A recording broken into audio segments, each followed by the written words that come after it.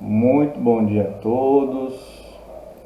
Deixa eu configurar aqui minha tela para ficar grande. Pessoal,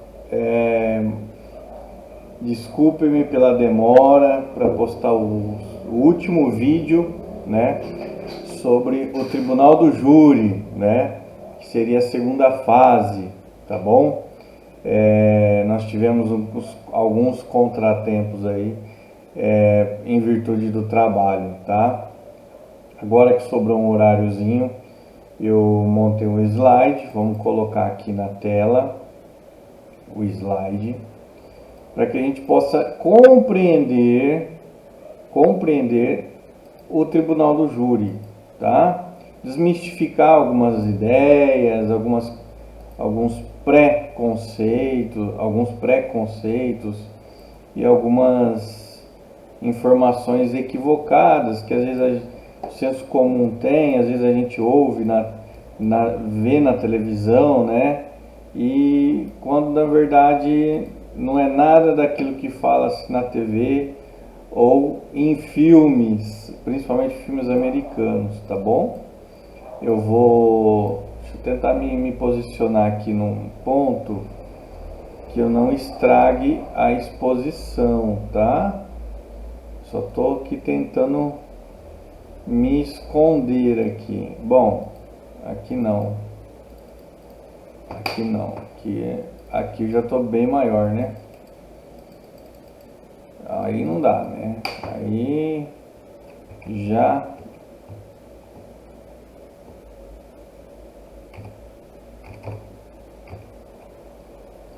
tá aqui, ó.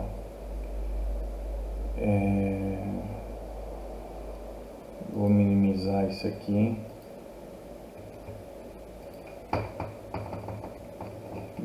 Deixa eu minimizar isso.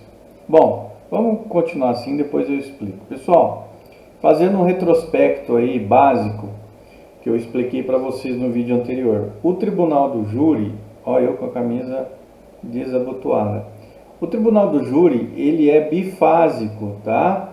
Eu expliquei no vídeo anterior os motivos, né? O principal motivo é porque estamos tratando, quando tem um processo que envolve crimes dolosos contra a vida, ou seja, crimes praticados intencionalmente contra a vida, como o clássico homicídio, tá?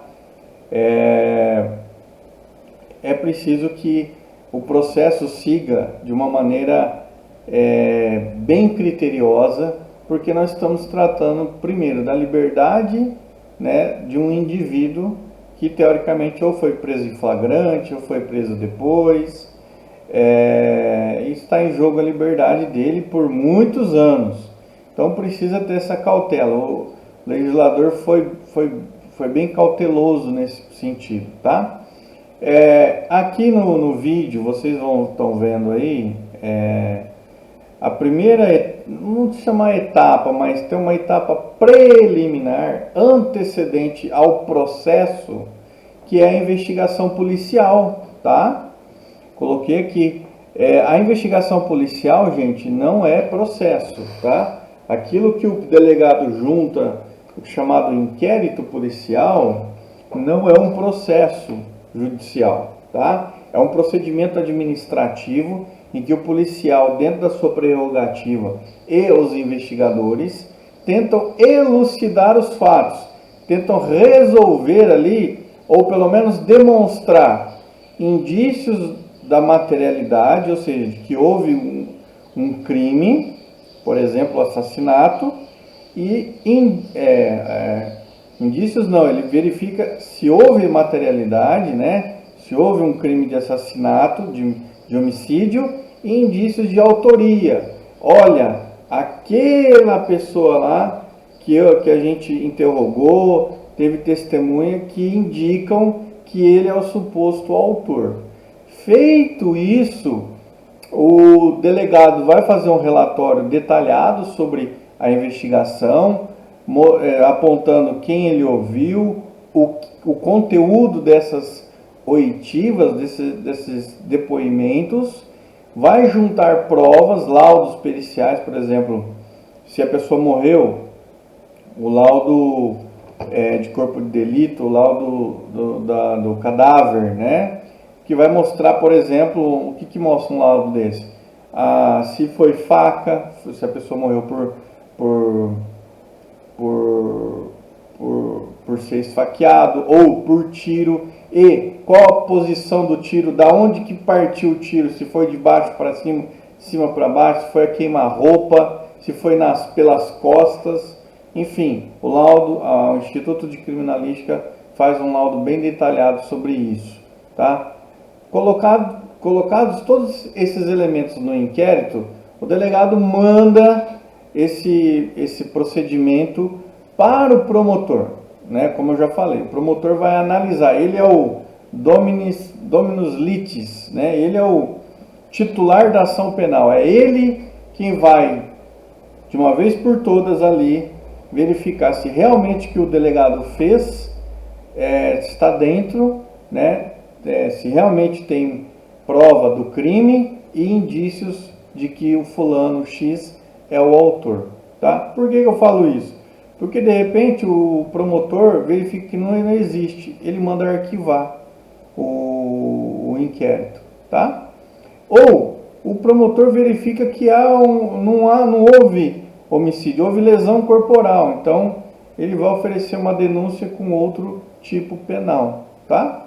Bom, e aí suponhamos que o promotor olhou, analisou, falou, não, realmente tem prova da materialidade, tem indícios do que o cara é o autor, vamos denunciar. Denúncia não é o sentido comum, tá? Ir lá dedurar, tá?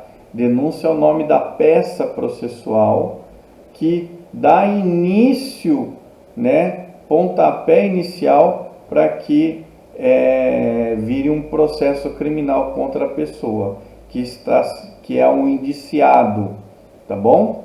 Bom, e aí começa a primeira fase. A primeira fase começa com o recebimento da denúncia, né? O juiz vai analisar, ver se não tem nenhuma ilegalidade na investigação ou na prisão, né? Se bem que na prisão já é feito na audiência de custódia lá antes de promotor chegar no promotor o inquérito, tá bom? Bom, após o recebimento da denúncia, a defesa do réu tem 10 dias para apresentar a resposta, a gente chama de resposta à acusação, ou uma defesa prévia, tá? Ali, o advogado pode apresentar várias teses de defesa, houve legítima defesa, ou não houve homicídio, foi uma mera lesão corporal, o meu cliente não teve intenção de matar, mas sim machucar, etc. e tal, tá? E aí, as partes podem arrolar até 8 testemunhas para cada crime, para cada fato, que se tiver mais de um crime, tá? E aí, ouve-se o Ministério Público. O Ministério Público vai analisar a defesa, a defesa prévia. E ele vai verificar se tem algum fato novo, alguma coisa de diferente para que se possa cancelar essa denúncia. Normalmente, na maioria das vezes, eu nunca vi diferente, mas na maioria das vezes o Ministério Público demonstra que não há elementos para afastar a denúncia e aí ele pede para o juiz confirmar a denúncia. Aí o juiz confirma a denúncia. E aí o indiciado, antes era indiciado porque pesava sobre ele indícios de autoria, agora ele vira réu, tá? E aí marca-se a audiência. Se for réu preso, a audiência tem que ser marcada com antecedência, muita antecedência, tá? Normalmente em uma semana ou 2 no máximo, tá? Porque o cara tá preso já e enfim, de repente ele é inocente e está cumprindo uma pena que ele não deve, né?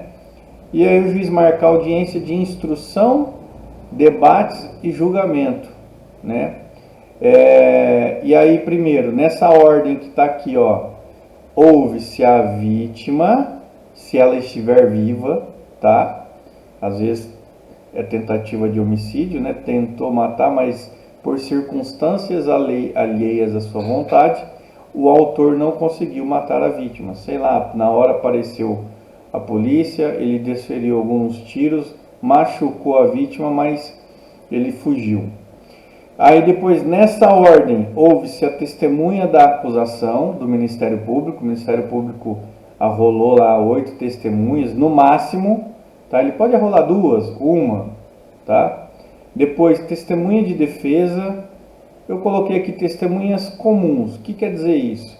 Quando tanto a defesa quanto o Ministério Público arrolam a mesma testemunha, tá? E por último, o interrogatório do réu. Lembre-se, em regra, o réu acompanha todas essas oitivas, para ele saber do que o pessoal está acusando ele, a vítima, a testemunha, que a testemunha viu, né? Salvo, em algumas hipóteses, o réu não poderá acompanhar a audiência. Quando houver a testemunha, a vítima, manifestar para o juiz que tem medo de que o réu fique na mesma sala, tá? E aí ele é convidado a se retirar, o advogado dele vai estar ali, ele vai estar representado, mas a vítima não quer ver o réu, né? E dependendo da periculosidade do réu, tem testemunha que não quer que o réu veja a testemunha, né? Então a testemunha fala, olha, excelente. Normalmente o escrevente de sala, que auxilia na audiência, como eu fiz por muito tempo, a gente pergunta já para a testemunha, para a vítima, olha, você quer depor na presença ou na ausência do réu? O senhor tem medo do réu? Tem algum problema? Aí uns falam, não, eu tenho medo, eu não quero que o réu esteja presente. Ok, a gente já anota ali na pauta. E aí quando for ouvido, o réu é retirado da sala para que a testemunha não seja vista, tá? Feito isso, aí eu coloquei lá 3 hipóteses que o juiz pode decidir. Pode dar 3 tipos de decisões, né?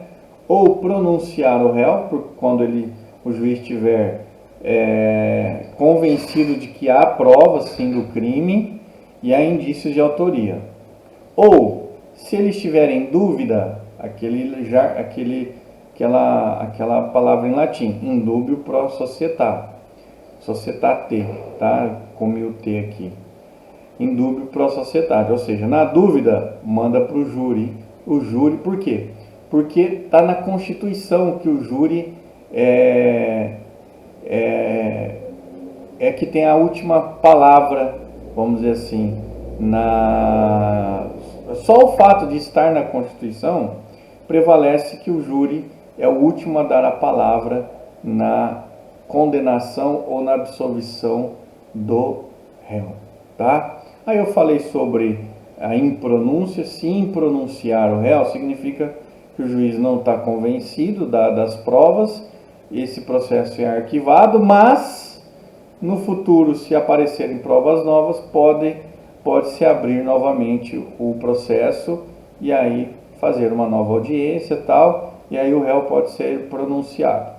Ou o juiz, verificando que não há crime, ou que o réu agiu em legítima defesa, ou que ele não é o autor do crime, fala, putz, é o cara errado, não é o cara.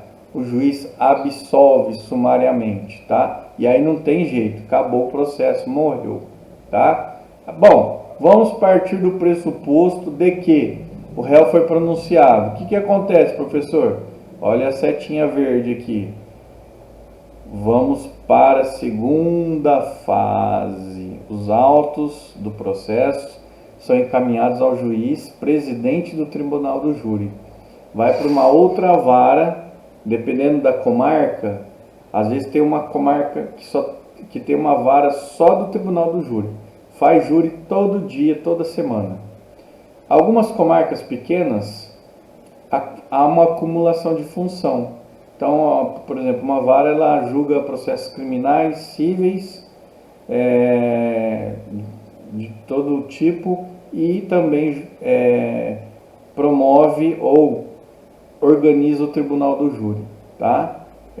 Acontece muito isso, ok? Bom, feito isso, inauguramos a segunda fase. E aí o Ministério Público é intimado para rolar testemunhas. Mas de novo, professor, sim, porque essas testemunhas agora vão falar não para o juiz, que o juiz agora na segunda fase, ele é um mero presidente do tribunal. O que quer dizer isso? Ele vai organizar, manter a ordem do tribunal do júri. Se alguém se exceder, né, se um advogado se exceder, se o promotor se exceder, vai contar o tempo que cada um tem para falar, tá? É mais ou menos, acho que 1 hora ou 1 hora e meia para cada um, fora réplica, tréplica. Então o juiz vai verificar se alguém está falando alguma besteira, se está induzindo algum júri, se está fazendo o júri responder, não pode, tá? Então o juiz ele é presidente. E detalhe, ele tem poder de polícia. Ele pode tirar alguém dali, mandar alguém sair. Outra coisa, jurado que faltou, foi sorteado e faltou, ele pode aplicar multa de 1 a 10 salários mínimos, tá? Aquele jurado que faltou e não justificou a falta, tá? E é nessa hora que, depois eu vou falar, mas é nessa hora que a gente vê o brasileiro, como que o brasileiro é, né? Mas vamos lá. O Ministério Público arrolou testemunhas. A defesa também. Bom, aqui eu coloquei o alistamento de jurados. O que é isso? Todo ano, tá? Pelo menos é o que a gente tenta fazer, todo ano, cada comarca, né, ela pega um número de jurados para ficar lá dentro no fórum, para quando for sorteado o júri, ter um número significativo, tá? Isso, professor, qual que é a quantidade de jurados? Depende do tamanho da comarca. Tem comarca com acima de 1 milhão, não sei quantos mil jurados. No caso que eu coloquei uma comarca pequena, uma cidade de 40 mil habitantes, 50 mil habitantes, normalmente a lista-se de 80 a 400 jurados. Normalmente a gente trabalha com um número maior, tá? Porque a gente sabe que no meio do caminho pode morrer jurado, ficar doente, tal, etc. Professor, de onde que pega o nome dos jurados? O juiz requisita em várias instituições, por exemplo, prefeitura, escolas estaduais, nomes de professores, nomes de funcionários públicos, entidades, por exemplo, CREA, tal. O juiz manda o ofício requisitando o nome, requisitando, não é pedindo não, é ordenando. Olha, eu quero um nome de pessoas que tenham uma conduta ilibada, que tenha que não tenha processo, tal, para participar do júri eventualmente, tá bom? Feito isso, esses 400, de 80 a 400 jurados são os nomes com nome, endereço e profissão, tá? É feita uma ficha branca, opaca, com nome, endereço e profissão. É guardado isso numa urna, tá? Bom, e depois vai ser sorteado. Depois eu vou falar sobre isso. Eu vou tirar minha imagem daqui, pessoal, para vocês verem aqui, ó a setinha azul aqui, ó. Professor, mas pode acontecer, por exemplo, um caso que teve repercussão nacional ou no município, na comarca, muito grande. E, notadamente, os jurados, seja quem for, vai condenar o réu. Ou o réu sofreu ameaça de morte. A segurança dele está em risco. O que acontece? Acontece o chamado desaforamento.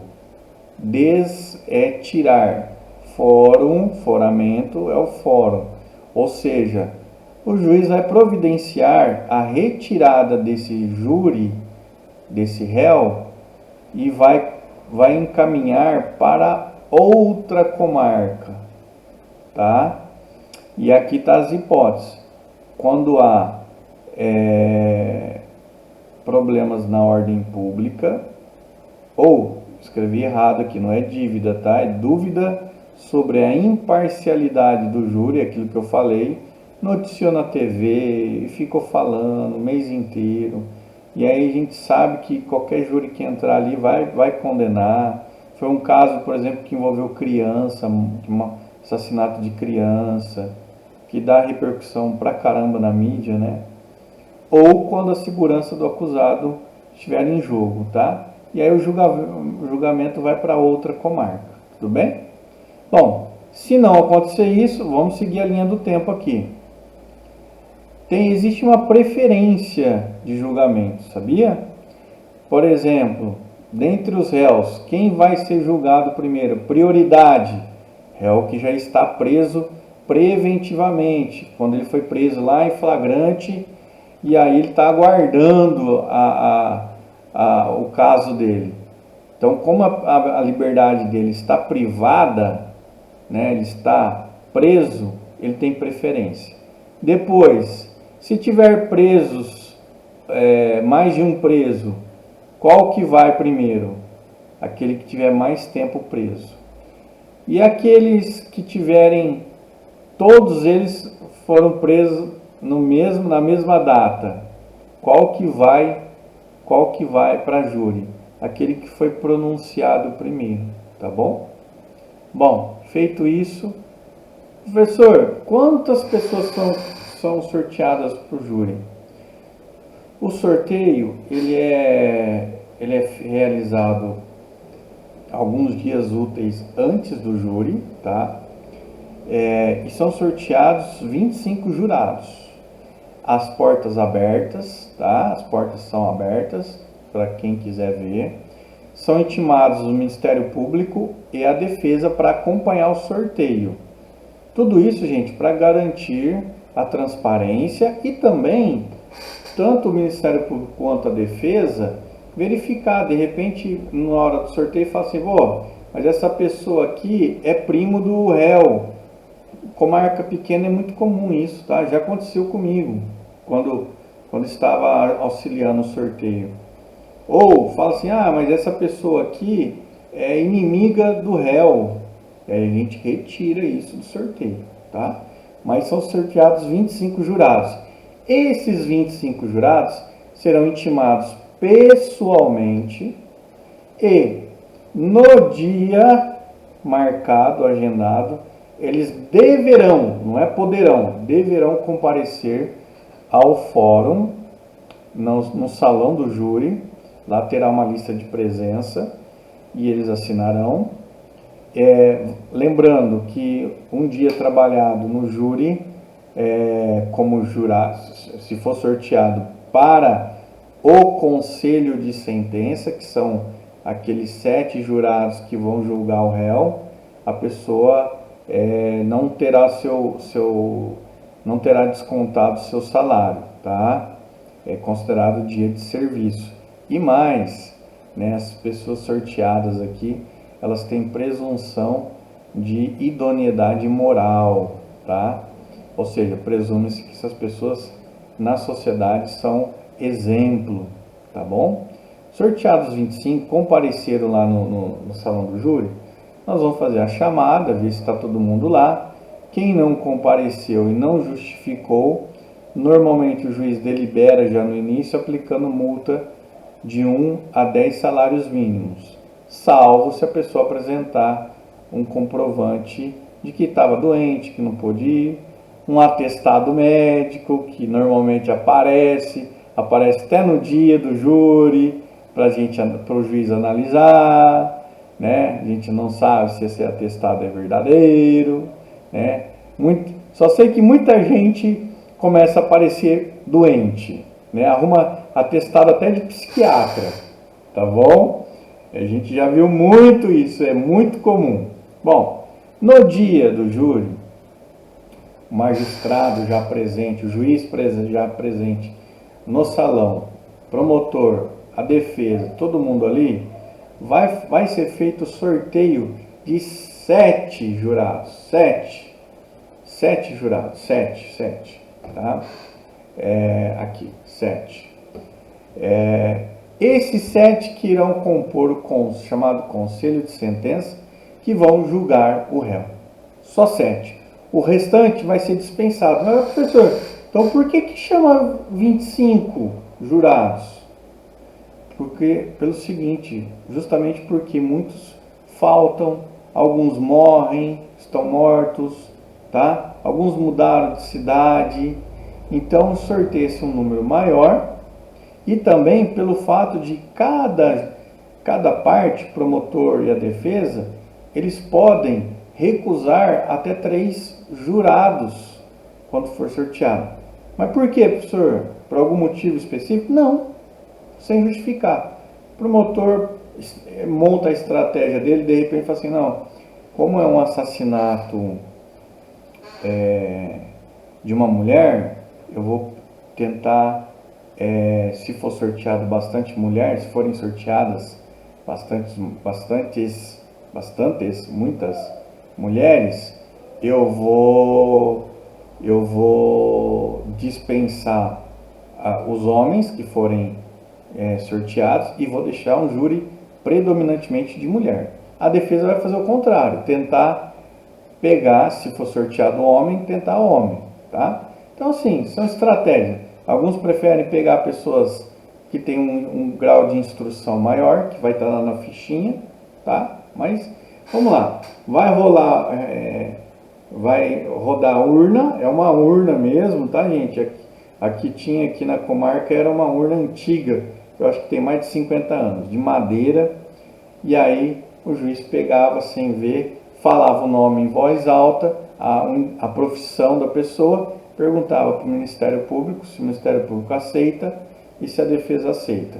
Se ambos aceitarem, vai fazer parte do Conselho de Sentença e será convidado a sentar na cadeira do Conselho de Sentença, tá bom? Sorteou 7 jurados, 7 juízes da causa. Os 7 juízes de fato, porque não são formados, então a gente chama juízes de fato. Tá? São eles, e não o juiz presidente do tribunal do júri, são eles que irão decidir o destino do réu. Vão condenar ou absolver, tá bom? Bom, e aí o júri se inicia, primeiro ouvindo a vítima, se estiver viva, e as testemunhas. Por último, é interrogado o réu. Agora, justamente é feito isso para o Conselho de Sentença, que não participou da primeira fase. Agora o Conselho de Sentença vai ter a noção do que está acontecendo, o que aconteceu em tese.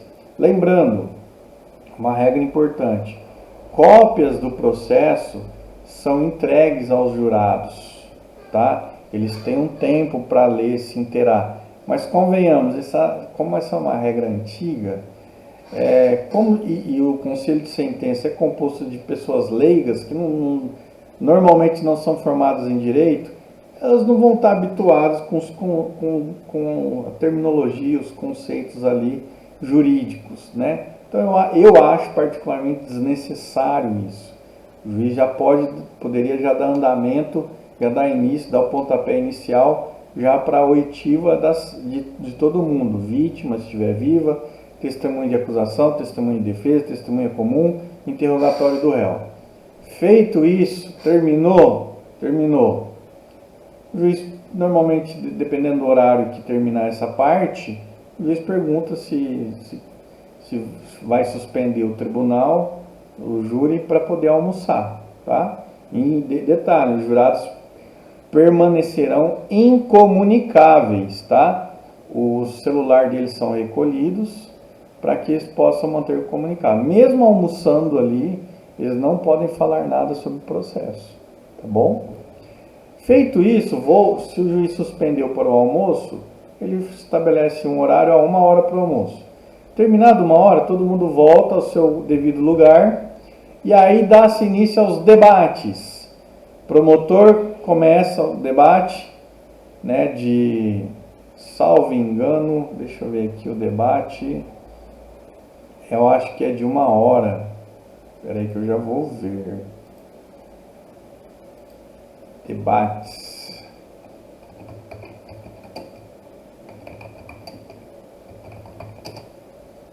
Se eu não estiver enganado, pessoal,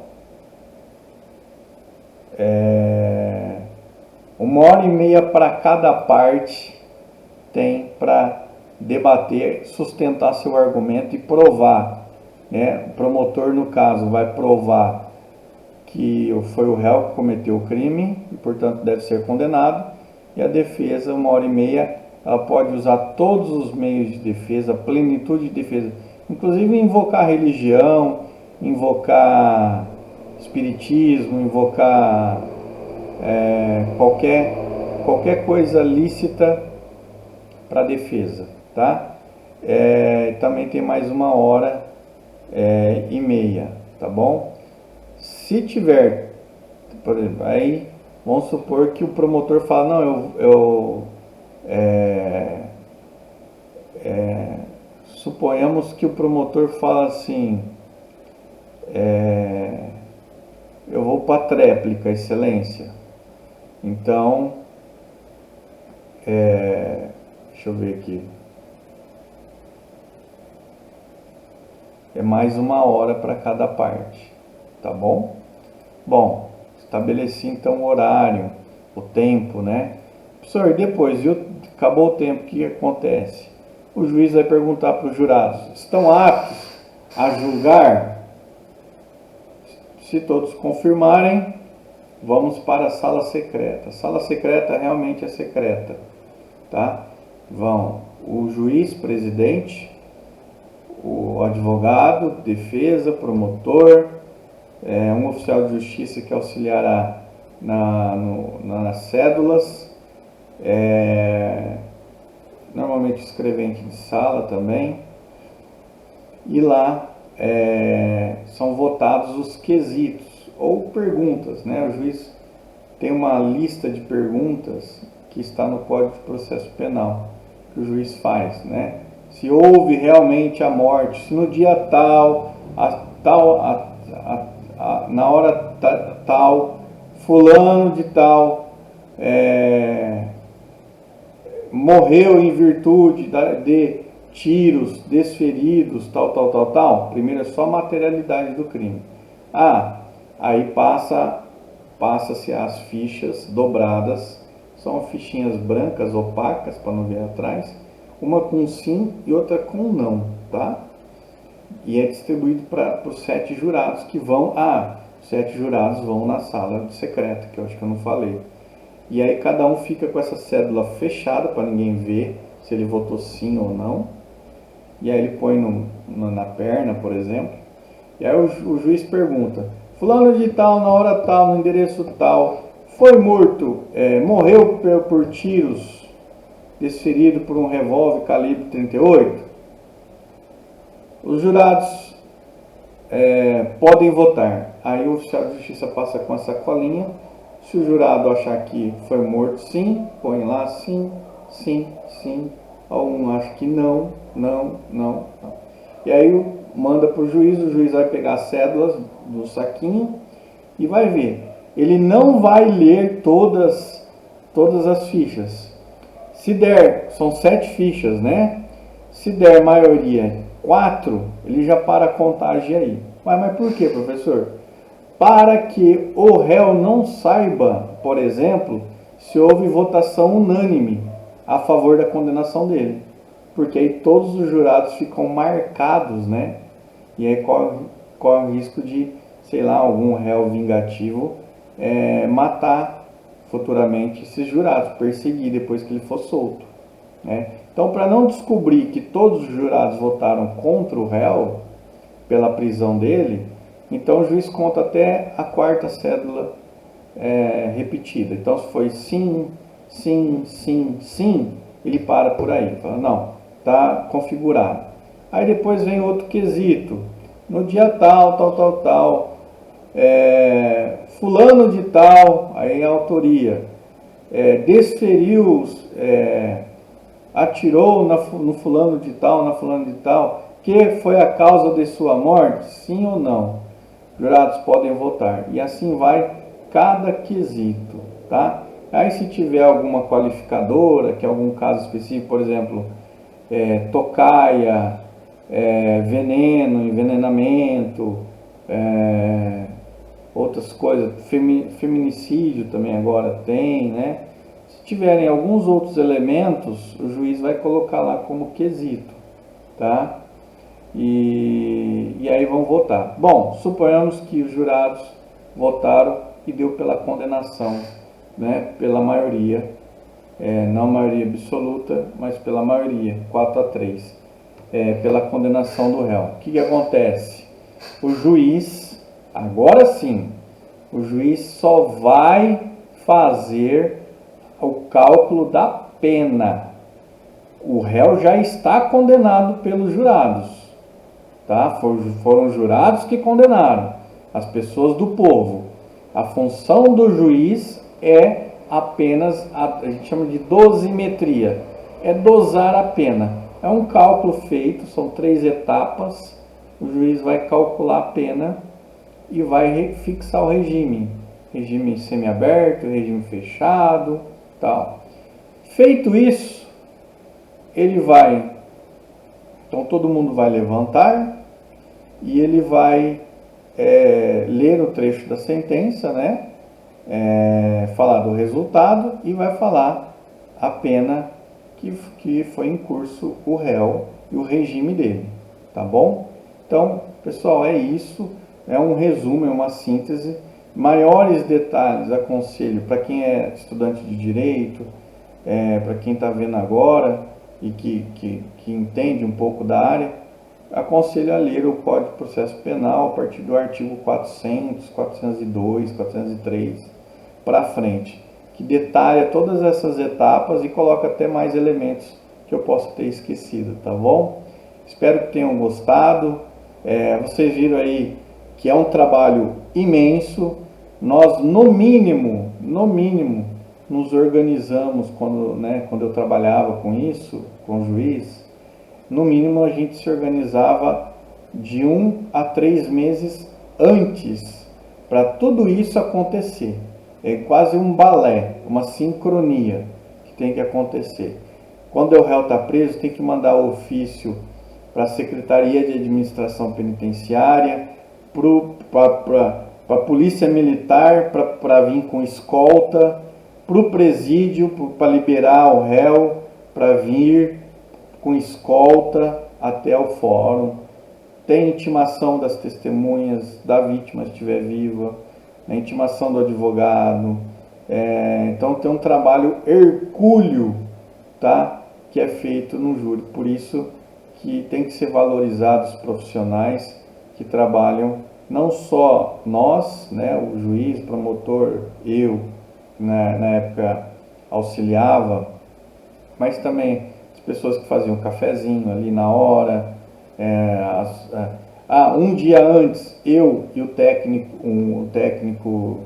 um funcionário da administração do fórum, técnico, especialista em informática e tal, a gente preparava toda a parte de som com microfone, testava, a gente tinha o telão, a gente testava o telão, porque aconteceu várias vezes do promotor pedir para jogar o laudo pericial lá na tela para os jurados verem. Às vezes uma imagem da vítima morta, a gente joga lá, tá? Então a gente faz esse teste com um dia de antecedência para que tudo dê certo no dia do júri. Por quê? Porque se der errado, gente, é um desperdício de tempo e dinheiro público, tá bom? Espero que tenham gostado. Um ótimo abraço a todos aí, tá bom?